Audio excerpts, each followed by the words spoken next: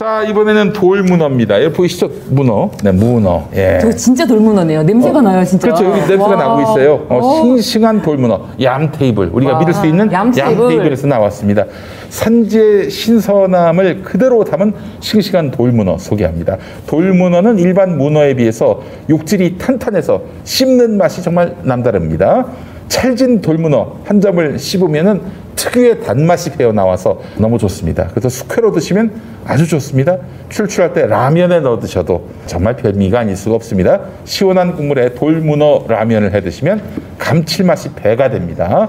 얌테이블에서 산지와 직영거래에서 유통단계를 최소화했습니다. 때문에 돌문어의 신선도는 올리고 가격의 거품은 내릴 수 있었습니다. 그런데 합리적인 가격에 아주 신선한 돌문어를 한 번 더 할인합니다. 김용민닷컴에서 8월 5일부터 8월 12일 오전 11시까지 최대 10% 할인가로 구매하실 수 있습니다. 자, 8월에도 여러분 아시는 대로 무료 배송 이벤트가 이어집니다. 무료 배송! 네, 7월에 이어서 8월에도 무료 배송 이벤트가 이어집니다. 김용민닷컴의 전 제품을 배송비 없이 주문하실 수 있습니다. 품질 좋고 신선한 돌문어를 무료 배송으로 만나보시기 바라겠습니다. 자, 돌문어 1kg. 이게 1kg 정도 되는 거죠? 넘을 텐데. 예. 정말요? 네, 정가가 22,900원인데 아까 뭐라고 했습니까? 저희가 또 할인한다고 그랬죠? 와. 9% 할인해서 할인가 29,900원. 네, 그래요. 돌문어 1kg 한 마리 정가가 23,900원인데 할인가가 10% 할인해서 21,500원. 와. 네, 돌문어 1.5kg 정가가 32,900원인데 6% 할인해서 39,000원입니다. 와, 저도 주문해야겠네요. 그렇습니다. 네. 정말 아주 튼실합니다. 와, 저게 정말 1kg? 정말 저게 29,000원? 네. 너무 지금, 와, 파격 할인. 저도 정말 지금 주문해야겠네요. 이제 지금 이 그 코로나 상황만 아니면은 네. 좀 잘라가지고 맞아요. 초고추장에. 그렇지. 또 컵라면에 넣고 네, 완전. 얼마나 맛있을까 네. 싶어요. 얌테이블이 특별히 이번에 사세 확장으로 싱싱한 돌문어 홍보 대사를 한 명 선임했습니다. 네. 누군가요? 전두환입니다. 전두환을 싱싱한 돌문어 홍보대사로 선임을 하려다가 말았습니다. 댄스가 그냥. 접근이 안 돼요. 알겠습니다. 여러분, 싱싱한 돌문어 많이 사랑해 주시기 바라겠습니다.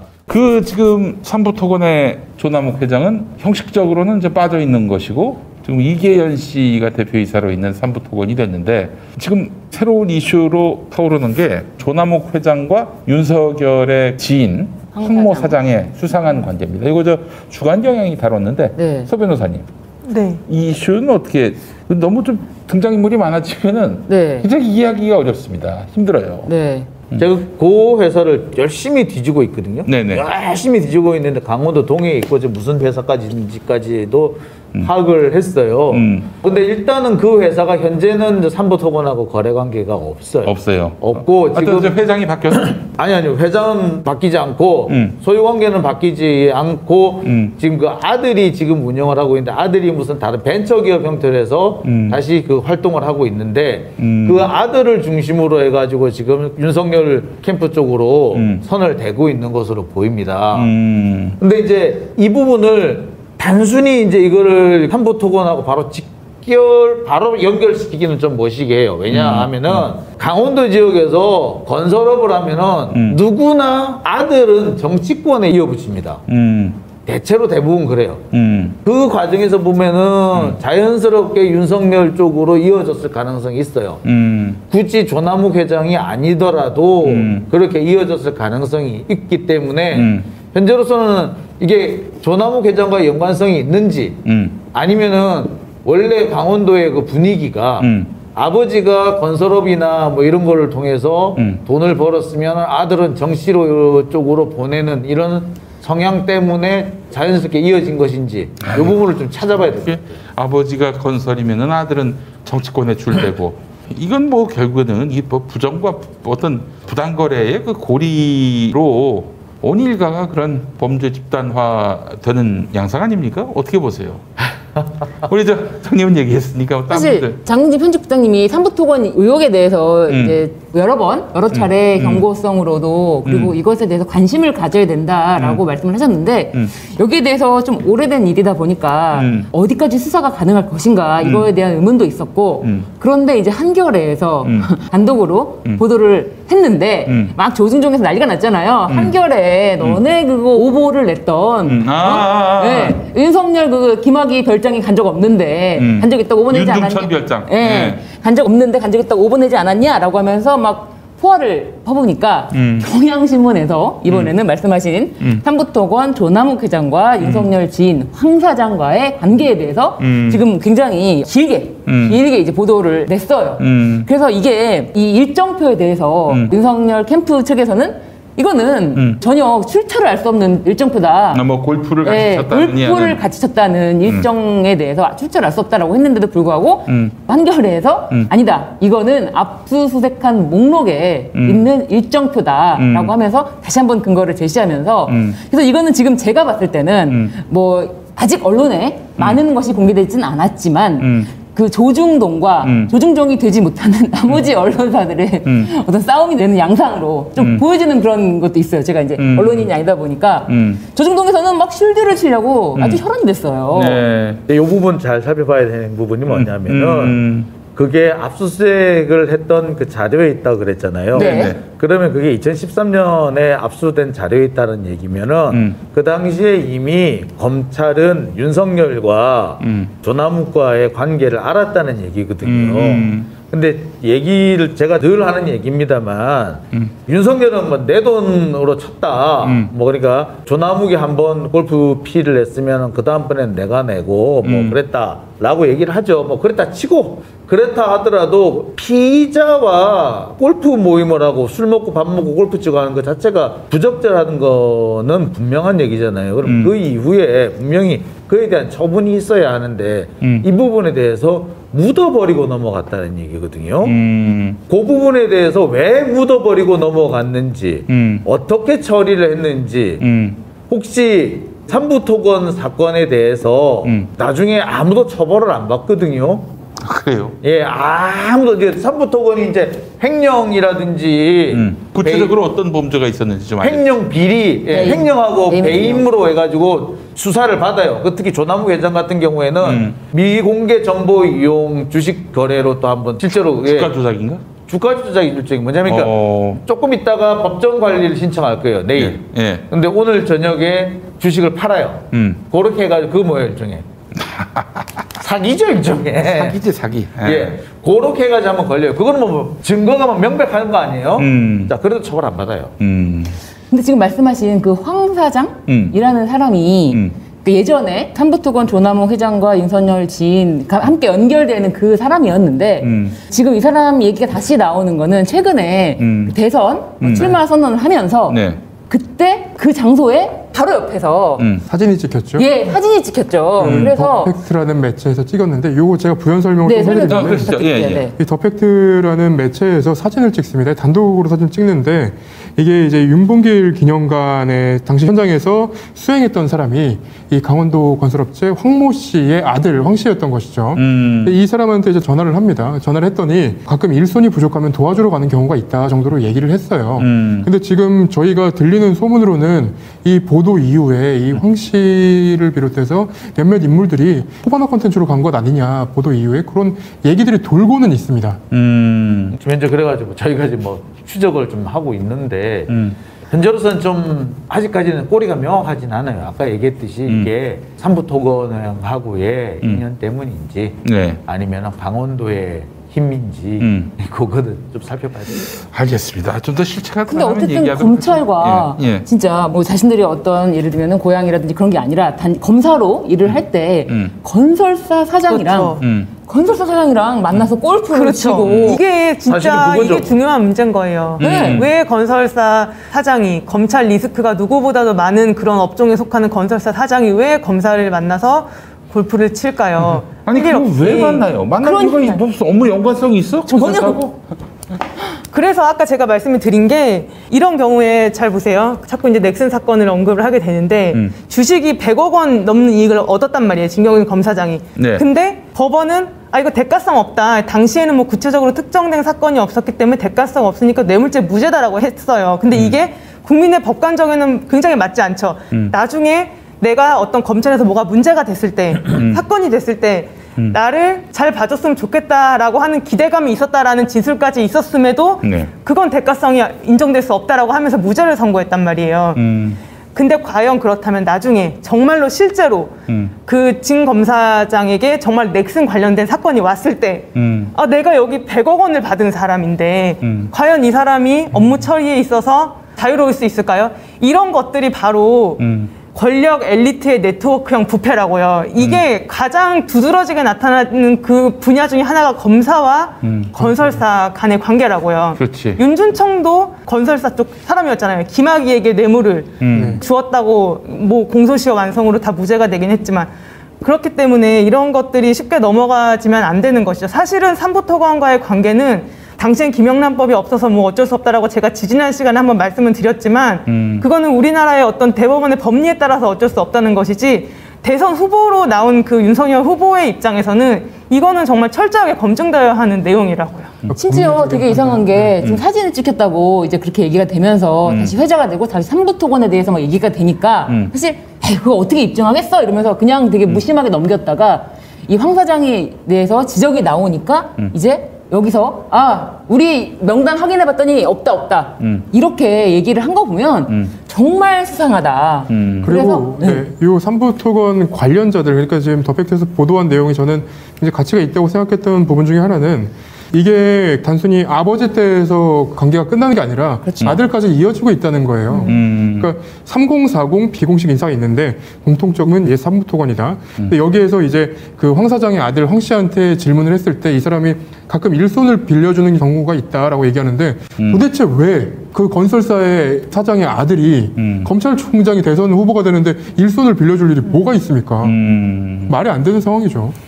그래서 이 부분을 잘 살펴봐야 돼요, 이게. 그래서 이런 리스크가 자꾸 터지니까 네, 자기의 그렇죠. 직접 관련된 리스크가 터지니까 저는 정말 급하게 국민의힘으로 국민의힘당이라고 했어요. 국민의힘당으로 너무 재밌던데 그 말이 국민의힘당으로 급하게 피신한 게 아닐까 저는 그 생각을 지울 수가 지금 없습니다. 그 부분과 관련해서 몇 가지 지금 짚히는 게 더 있어요. 지금 뭐가 있느냐면은 사실 김건희 씨 관련된 수사가 지금 진행 중이잖아요. 진행 중인데 수사가 꽤 오래 진행이 됐어요. 꽤 오래 진행이 됐고 윤석열 후보가 검찰총장을 그만둔 지도 지금 벌써 6개월이 넘었어요. 그리고 새 검찰총장이 임명된 지도 지금 2달이 넘었고 자 이렇게 되면은 수사가 어느 정도 완성 단계에 와 있다는 얘기죠. 이쯤 되면은 김건희 씨를 부를 때가 됐다는 얘기예요. 그렇죠. 됐죠. 네. 그럴 때가 됐죠. 그래서 김건희 씨를 왜 안 부르지 싶었죠. 그래서 최근 들어서 몇몇 기자들이 김건희 씨 언제 불러요라고 취재를 들어갔어요. 서울중앙지검에다가 네, 취재를 들어갔는데 최근 들어서 검사들의 반응이 확 달라졌어요. 대답을 안 해요. 옛날에는 어땠는데? 때 되면 부르겠죠, 뭐. 아직 수사를 해봐야죠, 뭐. 이런 식이었어요. 그러니까, 뭐, 수사를 해봐야죠, 뭐. 수사 열심히 하고 있습니다. 그러니까, 수사 열심히 하고 있습니다가 가장 정석의 대답이었죠. 수사 열심히 하고 있습니다. 때 되면 부르겠죠, 뭐. 이랬는데, 요즘에 들어오는 대답은 취재 어느 정도 하셨어요? 굉장히. 취재 어느 정도. 취재가 많이 된 사람에 대해서는 고급 정보를 주는 건가요? 예. 그래서 광복절 전에 부른다던데요 라고 얘기했더니 취재를 열심히 하셨으면은 뭐 맞겠죠라는 얘기까지 다 들었어요. 8월 초중순 8월 달에 부를 때가 되지 않아요? 부른다면 어떤 건가요? 이제 마지막 단계에서 부르는 겁니까? 아니면? 네, 제가 볼 때는 그래요. 지금 더 늦을 수는 없는 것이 국민의힘도 이제 경선 단계에 들어갈 거예요. 예. 8월 말에 버스가 떠난다는 거 아닙니까? 그러니까 경선 단계에 들어서게 되면은 그때 부를 수는 없어요. 아무래도 거기 영향을 미치게 된단 말이에요. 그럼 그 전에 불러야 돼요. 어떤 형태로거든. 그리고 지금 나오는 얘기로는 영장을 친다는 얘기까지도 다 들려요. 영장? 예. 김건희에 대해서? 네. 구속영장? 그쵸, 영장이면 구속영장이고. 아니, 그러니까. 아니, 뭐, 압수수색 영장. 압수수색 영장. 이미 그건 다 끝났겠죠. 압수수색은 이미. 그리고 이제 부를 때가 된 거 아닐까요? 부를 때가 된 거죠. 그러니까 뭐 그런 얘기, 뭐 사실은 뚜껑 열어봐야 알아요. 야. 이거는 제가 말씀드린 거는 이제 어디까지나 그런 얘기가 돈다는 거고 지금 그리고 사실 명확하게 말해주는 사람이 없어요. 지금 법무부가 오늘 안 그래도 새로운 지침을 마련했잖아요. 수사 관련된 얘기를 해서 그러니까 수사팀이 아니면은 알 수 없는 얘기를 기자가 보도가 됐다면 그거는 그 감찰을 해가지고 일벌백계 하겠다 그렇게 했기 때문에 얘기를 안 해요. 안 하는데 제가 확인한 바로는 어느 정도 되고 있고 윤석열 캠프 쪽의 움직임도 심상찮아요. 사실은 윤석열 후보가 지금 오늘부터 휴가에 들어갔어요. 아 그래요? 네. 난데없이 지금 무슨 휴가를 왜 가? 지금 대선이 이제 8개월 남았는데 왜 지금 휴가를 가지? 그리고 뜬금없이 엊그저께 입당했는데 왜 휴가를 가? 글쎄 말이야. 휴가 갔다 오고 난 다음에 입당을 하든가. 아무도 없는데 갑자기 치고 들어가 놓고서는 갑자기 지금 왜 또 휴가를 가요? 그러니까 이미지 메이킹 하는 거 아닐까? 1일 1망언이 너무 심하니까 조금이라도 좀 그것도 굉장히 합리적이네요. 그래야 될 것 같은데. 자, 그런 상황을 볼 때 뭔가 준비를 하고 있는 것 같다라는 분석이 좀 많죠. 만약에 윤석열이 준비를 한다면 어떤 준비를 할까요? 그러니까 이제 소환에 대한 준비라고 볼 수 있지 않을까. 저는 이제 일단 그렇게 해석을 하고 있습니다. 야, 그 뭐 이건 정치적 탄압이다. 나에 대한 탄압이다. 이렇게 프레임을 엮고 갈 수밖에 없겠네. 그렇게 현재로서는 그게 가장 유력하겠죠. 그 윤석열 전 총장이 오늘 만난 사람이 굉장히 의미심장한데요. 보면은 정홍원 전 국무총리를 만났습니다. 정홍원 전 국무총리의 이력을 보면 대검 중수부랑 서울중앙지검 특수부에서 근무했고 법무연수원장까지 지냈다가 나옵니다. 근데 이 법무연수원장까지 지낸 검사들에 대해서는 굉장히 그 원장님 하면서 좀 존경하는 그런 부분이 있다고 취재가 되더라고요. 근데 굳이 왜 휴가를 내고 그 특수부 출신의 검찰 오비를 만나야 됐나? 저는 그 부분은 또 좀 의미심장한 것 같다. 정홍원이 아직도 뭐 영향력이 있습니까? 검찰에 대한? 항상 뭐 그 오비들은 영향력이 있죠. 오비들은 있어요. 야. 근데 이게 지금 도이치모터스 사건이 삼부토건보다 훨씬 더 이제 보도량이 많고 그리고 이것에 대해서 사실은 저희도 이 얘기가 굉장히 많이 나왔고 김건희는 뭐 딱 떨어진다 이런 말씀을 이제 굉장히 오래전부터 했기 때문에 근데도 이제 그 수사 상황에 대해서는 잘 몰랐는데 KBS 뭐 홍사훈 기자가 취재를 했다가 그다음에 바톤 터치를 해가지고 또 다른 기자가 취재를 하다가 지금 최근에는 이제 시사인에서 보도한 내용까지 간략하게 한 말씀을 드리면은 정확하게는 2009년도에 장외 거래 8억 원 하지 않습니까? 근데 장외 거래를 한 다음에 이 계좌를 그 선수가 관리를 했다. 그래서 그 IP 주소까지 동일한 IP 주소로 계좌 거래를 했다. 이제 예전에는 지금은 그렇게 안 하는데 예전에는 같은 장소에서 이렇게 주식을 거래를 이체를 하니까 동일한 IP까지 여기까지도 보도가 됐고요.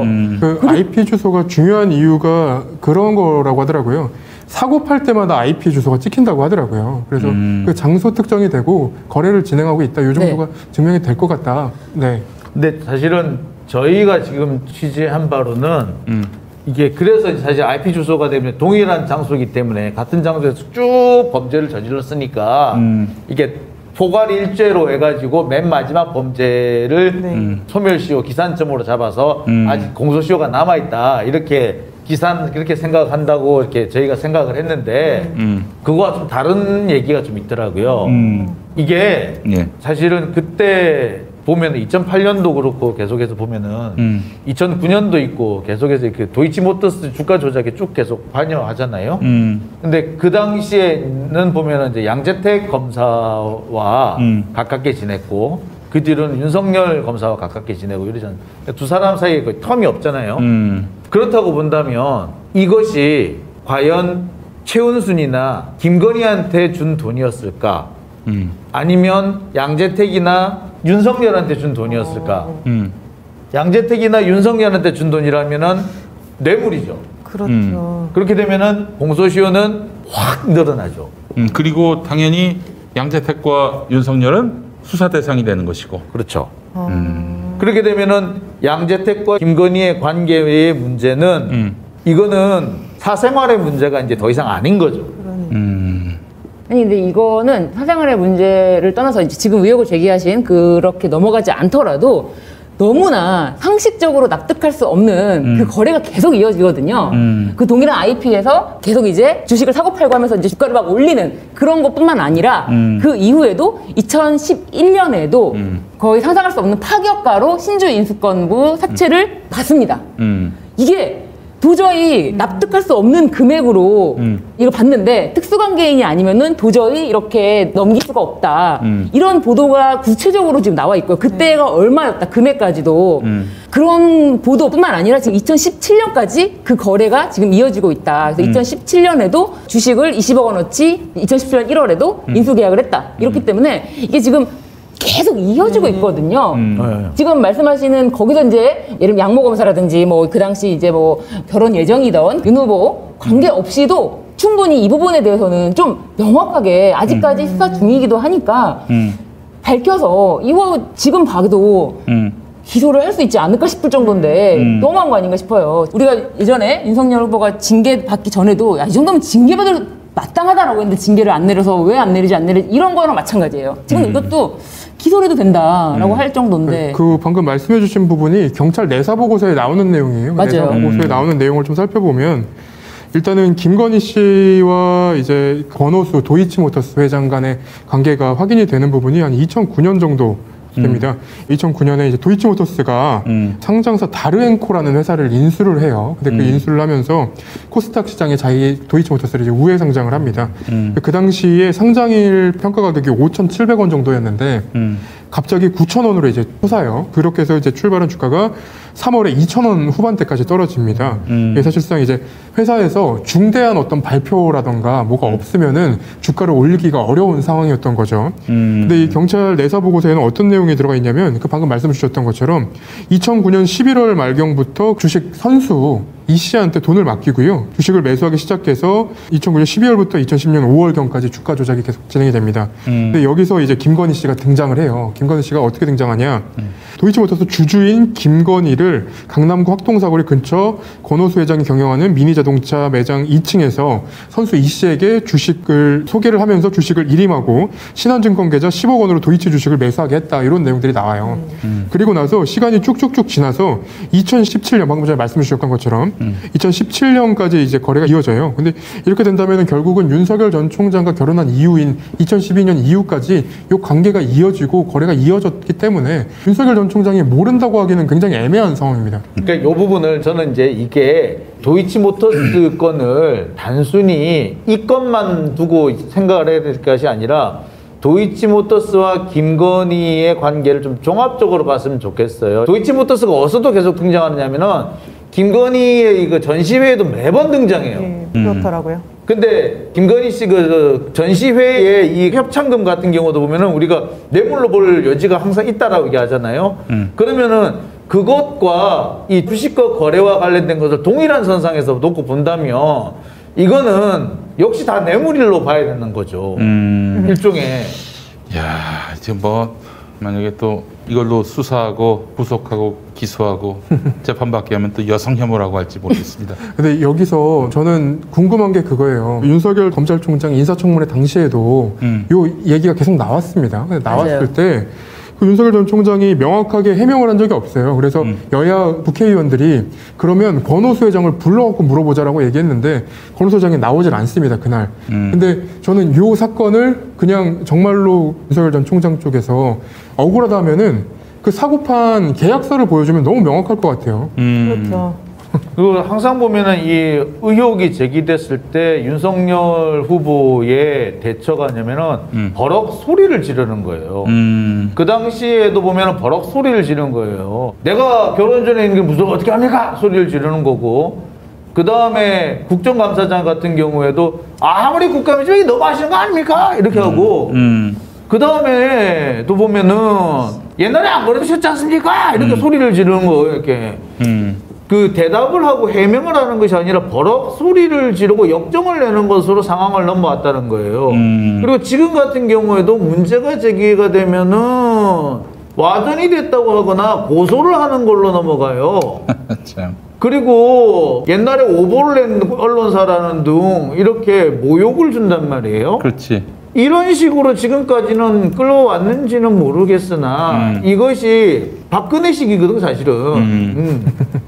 이게 문제를 해결하는 것이 아니라 문제를 덮고 넘어가는 식인데 이게 계속해서 문제를 키우고 의혹을 키우는 사건이다. 결국 박근혜가 문제를 해결하지 않고 덮고 넘어가다가 탄핵을 당했다는 거 이제는 윤석열 후보도 직시할 때가 됐다고 생각이 들어요. 아니, 알겠습니다. 그 한겨레의 오보만 지적할 게 아니라 그럼 조선일보나 중앙일보나 동아일보는 오보가 없었냐? 저는 대표적으로 기억나는 조선일보에 오보가 있는데요. 술접대 검사들한테 물어봐가지고 당시에 술접대 없었다 이렇게 얘기했어요. 근데 그 사람들 지금 다 재판 넘어가 있습니다.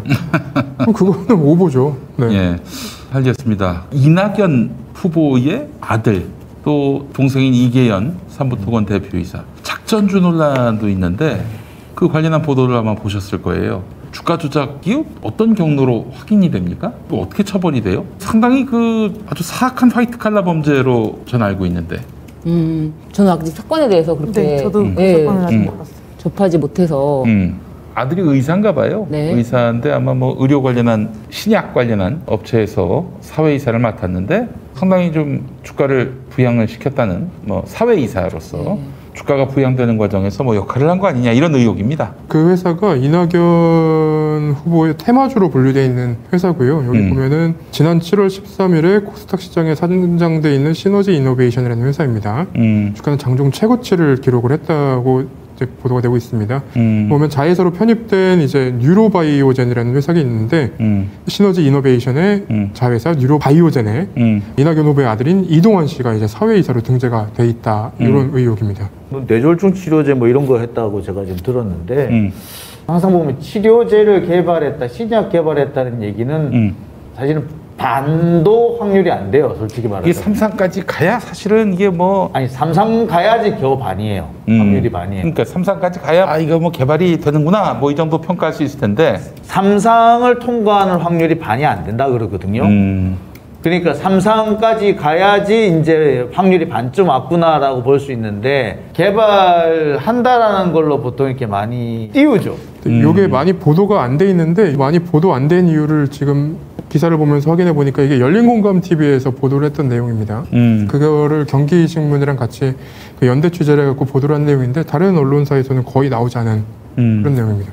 이 부분은 아직까지는 이제 명확하지 않은 것이 이런 식으로 해서 작전조를 띄우는 것이 실제로 보면은 아들이 직접 띄운 건지 아들이 이용을 당한 건지 아직은 명확하지는 않아요. 보통 의사들을 끼워서 이렇게 하는 경우는 많습니다. 아들이 의사인 거예요. 의사, 지금 그렇죠. 이 사건 전혀 몰라가지고 그러니까 보통 바이오주나 이런 거는 뭐라 그래야 되지? 제가 잘 모르겠지만 아무튼 그 주가 조작 세력들에게 많이 이용되는 게 그 바이오주예요. 그래서 정말 어떤 뭐 잘 차려놓은 바이오주 튼실한 회사가 있으면 그거를 이제 펄이라고 해요. 그러면은 그 펄을 이제 상장되어 있던 회사가 이제 쉘이라고 해서 이렇게 안 나가지고 올라가는 그런 뭐 우회 상장 그런 것도 있고 한데 의사라면은 뭐 이용되었을 가능성도 있어요. 그게 근데 과연 거기에 주가 조작 세력과 결탁했느냐 그거는 이제 다른 문제지만 의사라면은 이용당했을 가능성이 그러니까 있죠. 펄과 쉘이 사실 구분이 안 될 때도 있어요. 나중에 되면은 그럴 수 어느 있죠. 시점이 되면은 그래가지고 이제 보면은 주가 조작 세력은 정말 튼실한 그 바이오 회사의 그렇죠. 주 종목과 가짜 그러니까 그 허위 회사의 주 종목이 뒤엉켜가지고 뭐가 뭔지 그렇게 되죠. 결국은 몰라요. 애매해지는 경우가 있는데. 이 상황을 이제 만드는 게 보통 의사들의 역할이 되는데 이 상황을 의사들이 정확하게 모를 수도 있어요. 그래서 제가 예전에 저도 주가 조작 그 사건을 이제 몇 번 해봤는데 이 주가 조작을 하셨다고요? 제가 안 해본 사건을 저도 이제 여러 번 해봤어요. 예, 근데 어떻게 주가 조작을 하는지 저도 막 배워가지고 변호를 하려면 배워야 되니까 많이 배웠었는데 정말로 튼실한 그 펄이 되는 회사의 사장님은 이 회사가 주가 조작 세력한테 팔려가지고 탈탈 털릴지 모르고 파는 사람도 있어요. 그러니까 그거는 아무튼 입증이 돼야 되는 거지 함부로 단정할 수는 없어요. 그래서 그거는 그렇습니다. 아니 그 경기신문 보도를 보면은 이게 사실 작전주라고 하는 게 특정 세력들이 담합해서 저렴한 가격에 주식을 대량 매입한 다음 주가에 호재로 작용할 수 있는 허위 정보들을 유포해서 이 주식과 기업의 가치를 부풀린 다음 맞아요. 상승한 주가만큼 시세 차익을 챙기는 거. 일종의 이게 또 주가 조작이라고 봐야 되는 거예요. 그게 주가 조작이에요. 그래서 그럴 경우 이제 증권방송 같은 경우에도 다 뭔가 매수가 되는 거예요. 그 사람들이 다 같이 이제 한 통속이 돼가지고 이제 방송도 해주고 뭐 이렇게 예를 들면은 자본시장 관련 뭐 기자들한테 이렇게 정보 줘서 기사도 내게 하고 하지만 그런 사람들이 이용을 당하는 건지 아니면 고의로 하는 건지 그건 입증하는 건 어렵죠. 예. 그 지난 7월 13일에 코스닥 시장에 상장되어 있는 시너지 이노베이션의 주가가 장중 최고치를 기록하는데 이 회사는 이제 이낙연 테마주로 분류됐어요. 일찌감치. 여기 이제 아들이 자회사로 편입된 뉴로바이오젠의 그 아들이 이낙연 아들이 사회이사로 등재되어 있었던 건데 이 회사 뉴로바이오젠은 다시 말씀드리지만은 이 시너지 이노베이션의 자회사입니다. 이 회사는 2019년에 설립이 됐고 9월에 설립이 됐는데 2개월 뒤인 11월에 특허권을 담보로 해서 시너지 이노베이션으로부터 30억의 투자를 받아요. 그래서 이 뉴로바이오젠 시너지 이노베이션의 자회사 여기서 이제 신약 후보 물질로 해서 치매 예방 그리고 척수 손상 예방을 비롯한 하여튼 개선과 치료에 우수한 효과가 있는 이런 물질, 나중에 또 알츠하이머 치료까지 가능한 물질을 개발하겠다는 입장인데 사실 3상까지 성공해야 이게 상용화될 수 있는 건데 임상 1상이 이제 이루어지지도 않은 상황이에요. 1상 정도는 가능한 단계인데 1상도 안 된 상황이에요. 그런데 이제 뭐 상당히 주가가 그때 상당히 뛰었다는 그런 얘기겠죠? 그렇다면은 이거는 또 아버지가 유력 정치인인데다가 대선 후보니 여러 가지로 상승 효과를 낸 것은 아니겠는가 하는 그런 의문이 또 드는 것이고요. 네, 뭐 제가 볼 때는 사회이사라면은 여기서 사내이사도 아니고 사회이사라면은 좀 이용당했을 가능성이 좀 있어 보입니다. 저도 그래 이거는 뭐 함부로 뭐 이렇게 얘기할 수 있는 내용은 아닌 것 같고 이게 저도 주식을 잘은 모르지만 안철수 안랩 같은 경우는 제가 이렇게 주가를 한번 쭉 보면은 안철수 후보가 뭔가 선거에 나온다라고 하면 그냥 올라가요. 뭐 회사에 뭐 어떤 뭐 바이오 관련 뭐 경영 관련 정보와 관계없이 그냥 안철수 후보가 이렇게 선거에 나가서 뭔가 대선 후보가 된다면 확 올라갔다가 그런 흐름을 다 너무 뭐 제가 초보자지만 더 잘 아시겠지만 그래서 이 주가 조작 같은 것은 입증되기 전에는 함부로 얘기할 수는 없는 건데 도이치모터스 주가 조작 사건 같은 경우는 경찰 내사 보고서를 보면 이제 그런 내용들이 실제로 선수들이 사고판 내용들이 이제 기재가 되어 있는 거죠. 30억을 그 정도가 돼야지. 네. 신약 개발을 위한 기본 자금을 투자받은 거예요. 사실 그거는 이제 정말 기초 자금이 들어가는 거예요. 그러니까 신약 개발을 위한 정말 후보 물질, 내가 아이디어가 있는데 그 아이디어 물질을 실제로 한번 만들어 보는 비용이 그 정도 들어가요. 그래서 아직 안 만들어 본 거예요. 만들어 보려고 하는데 돈 좀 주세요라고 해서 하는 거거든요. 근데 그거를 가지고 주가 조작을 하겠다는 사람은 사실 없어요. 근데 그거로 주가 조작을 했다면 그거는 제가 볼 때 의사가 그 짓을 했다면 그 사람은 천재예요. 천재예요. 의사가 아니라 그 사람은 천재고 아마 이거는 또 다른 사람이 아닐까 싶습니다. 예. 네. 다른 좀 생각해. 아니 근데 이제 기사를 보면 말이죠. 이낙연 아들 사회이사 회사 강세 뭐 이런 기사들이 또 관련한 그 포스터들이 굉장히 많아요. 그렇다면 내가 이낙연 씨라면은 야, 너 미쳤냐? 당장 나와야 돼. 아버지가 지금 완전히 너 때문에 뭐 그렇죠. 주가 조작 세력으로 엮일 판인데 너 뭐 하는 짓이야? 그렇죠. 이랬을 것 같습니다. 이거 보니까 그렇죠. 딱 댓글에 그렇게 나와 있네. 이용 당한 것도 문제죠라고. 그러니까 이용 당한 것도 문제예요. 이상한 맞아요. 그렇지. 네, 사실 그게 저 맞아요. 김대중 대통령 아들들도 이용당한 거예요. 되게 보면은. 그렇죠. 자기들이 범죄 주체가 아니라 이용당한 거야. 그러면 이것도 역시 대권 주자로서 가족을 제대로 통솔도 못하는 무능함을 또 보여주는 대목 아니겠습니까? 정경심 교수는 손해를 받아서 문제였어요. 그러니까 이런 경우는 사회이사인 경우도 문제는 분명히 되죠. 제가 볼 때는 이거는 사회이사라는 것도 사실은 이게 주가 조작이 맞는 걸로 보이는데 좀 의심스러운 그런 거래나 그런 회사가 분명히 보이는데 거기에 사회이사로 있다라는 것 자체가 적절하진 않아 보입니다. 네, 그래요. 또 동생이 또 작년에 그 이낙연 형님이 그 당대표 될 때 작년 8월이면은 뭐 사실상 그때는 이낙연이 대통령이 될 거라고 예상이 되던 때였고 뭐 압도적 지지율이 갖고 저도 그때 이재명 지사 관련한 책을 냈지만은 뭐 이번에는 뭐 저기 이낙연이 되고 한 번 더 경기도지사 한 다음에 그때 도전해도 네, 그 다음번 그렇게 생각을 하던 때였거든. 근데 그 무렵에 그 이계연 씨 동생이 그 삼부토건의 대표이사가 된 거 아닙니까? 삼부토건은 또 굉장히 덕을 본 걸로 알고 있어요. 이거 보면은 야, 이게 수상하다 싶은 부분들이 그 참 여러 가지로 참 납득이 안 되는 부분이 많습니다. 예. 이건 또 좀 더 지켜봐야 되겠습니다만은 저는 이낙연 후보가 이런 사적 이익으로부터 얼마나 확실하게 선을 긋는지 이 부분과 관련해서는 또 신뢰가 별로 없어요. 예. 그 부분이 평소에 후보, 그러니까 사람은 저는 항상 그런 얘기를 해요. 그 사람은 거짓말을 할 수 있고 그 사람의 미래는 불확실하지만 그 사람의 과거 행적은 거짓말하지 않는다라고 얘기를 하거든요. 그러니까 본인이 과거 행적에서 명확하게 선을 그는 행동을 보였다면 그 다음에 아니다라고 아닌 건 아니고 안 할 건 확실히 끊는 모습을 보였다면 저는 믿을 수 있을 것 같아요. 근데 이 사람이 과거에 그렇게 하는 모습을 본 적은 없어요. 대체로 보면은 얼렁뚱땅 두루뭉술 그랬었어요. 그런 면을 볼 때 과연 앞으로 이런 걸 삼부토건이라든지 이런 데서 문제가 생겼을 때 어떻게 넘어갈 것이냐. 얼렁뚱땅 두루뭉술 이렇게 하지 않을까. 어제 대선 후보 토론에서 그런 말이 나왔잖아요. 추미애 장관이 그렇게 추미애 장관이 물었나? 지금 이낙연 후보를 지지하는 사람 중에 한 30% 정도는 다른 사람이 특히 이재명 후보가 민주당 후보가 된다면 지지하지 않겠다.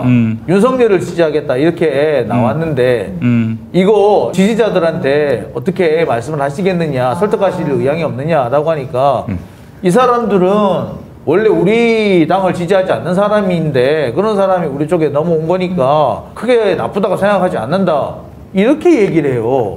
얼렁뚱땅 넘어가시더라고요. 저도 그거 얼렁뚱땅 넘어간 거예요. 아니, 그러니까 추미애 후보 같은 경우는 우리한테 이제 우리 원팀이다라는 거를 좀 확실하게 대답해 달라. 어떤 약속을 받고 싶은 거였을 텐데 확실하게 확답을 안 해주셔서 그거 보면서 저 되게 답답하더라고요. 아니, 나 같으면은 내가 지면은 지지해 달라고 하겠다. 당연한 거 아니냐. 그렇게 나와야지. 당연한 거 아니냐라고. 아니, 당연한 거 아니냐. 그래요. 지지할 수 없는 거야 한마디로. 이재명의 그 후보 당선은 인정도 못 하겠고 상상도 안 되는 거예요. 자, 일단은 아까 제가 좀 그 정확하지 않아 가지고 말을 좀 주저했었는데 우리 저 이낙연 대표가 된 게 작년 8월입니다. 그런데 이제 이낙연 씨의 동생 이계연 씨가 삼부토건 대표로 영입할 시점은 11월이었습니다. 11월이었는데 작년 3월에는 삼부토건의 주당 가격이 389원. 그야말로 동전주였습니다. 자, 그런데 이계연 씨가 대표로 취임한 이후에 어떻게 됐느냐. 6,080원. 15.6배가 뛰었어요. 물론 이제 종가는 고점 대비 하락을 했지만은 389원에서 6,080원. 왜 갑자기 이런 건설사 출신도 아닌 이계연 씨를 대표로 영입했을까? 삼부토건이? 그거 참부터 이해가 할 수 없는 일이고요. 이게 오해 살 일 아닙니까? 야, 너 미쳤냐? 이 형이 그럼 여기서 자빠지길 바라는 거야? 제 동생이 만약에 그렇게 어디 아무 상관없는 회사의 대표로 역임이 발탁이 되고 나는 대선 주자고 저 같으면 그렇게 했을 것 같습니다. 넌 나 신세 총질라고 환장이냐. 근데 지금 동생도 아들도 이 주가 조작 논란을 야기할 수 있는 참 수상한 행동을 하고 이렇게 주변 사람들 관리가 어려운 분이 참 저희는 또 이게 뭐 측근 비리를 엮어가지고 민주 진영의 지도자를 희생시킨 그런 검찰의 폭거를 보지 않았습니까? 그런 일을 두 번 다시 보고 싶지 않은데 참 그래요. 오늘 뭐 여기까지 해야 될 것 같습니다. 뒤늦게 오신 우리 김태형 기자님, 장영진 국장님 수고하셨고 우리 서정인 변호사님, 신유진 변호사님도 수고하셨고 우리 다음 주에 또 뵙도록 하겠습니다. 네. 자, 수고 많이 하셨습니다. 감사합니다. 감사합니다. 감사합니다.